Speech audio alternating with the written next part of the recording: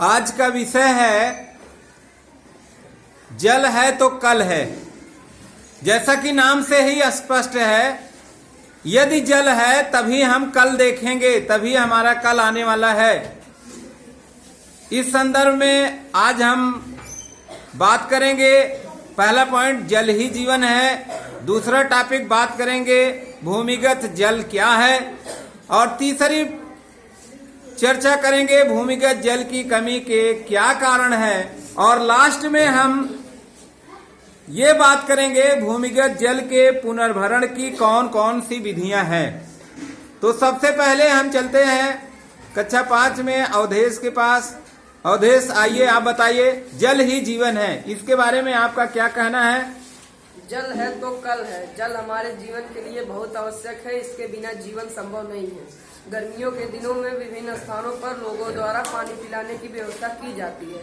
इस तरह की व्यवस्था को प्याऊ कहते हैं, जिसमें आने जाने वाले रास्तों पर कहीं कहीं स्वच्छ जल को घड़ों में भरकर रखा जाता है, जिससे कि कोई भी प्यासा आकर अपनी प्यास बुझा सके। Very good.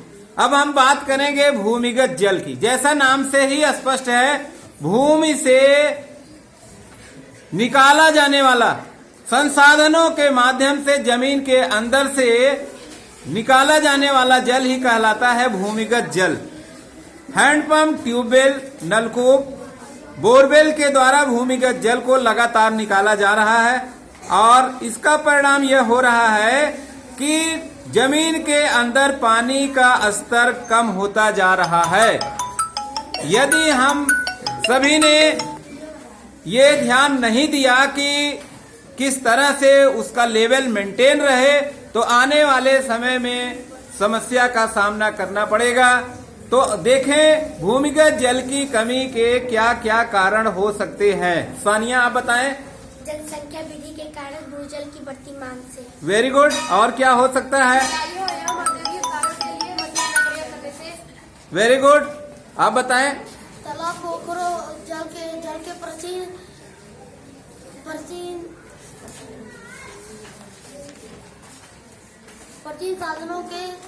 साधनों का रख रखाव न होने से। चलिए आप बताएं। वर्षा के जल को एकत्र न करने से।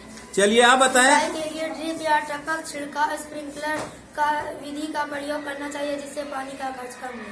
पानी की कमी को यदि बचाना है तो हम सिंचाई के लिए भी ध्यान दें।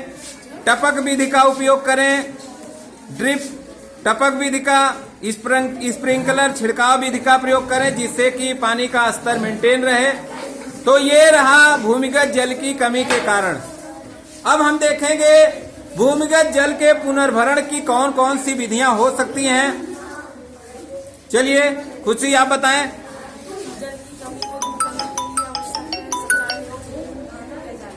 जोर से बताएं। जल की कमी को दूर करने के लिए आवश्यक है जल का संचयन एवं पुनर्भरण किया जाए। यदि हम वर्षा के जल को एकत्र कर भूमिगत जल के रूप में पुनर्भरण करते हैं तो हमें जल की कमी का सामना नहीं करना पड़ेगा। वर्षा के जल की भूमिगत जल के रूप में संचयन और पुनर्भरण की बहुत सी विधियां हैं। तो आइए देखें कौन कौन सी विधियां हो सकती हैं। आप बताएं। तालाब में वर्षा का जल एकत्र करना। Very good. तालाब में वर्षा का जल एकत्र करना। आप बताएं। छत से प्राप्त वर्षा के जल को पाइप के माध्यम से एकत्र करना। टंकी में एकत्र करना। Very good. छत से प्राप्त वर्षा के जल को पाइप के माध्यम से टंकी में एकत्र करना। और क्या हो सकता है?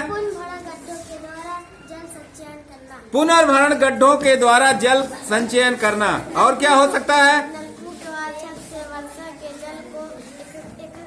Very good. नलकूप द्वारा छत से वर्षा के जल को एकत्र करना। इस प्रकार से हमें जल का संचयन और पुनर्भरण करना होगा, नहीं तो आने वाले समय में समस्या होगी। और जल है तो कल है। धन्यवाद।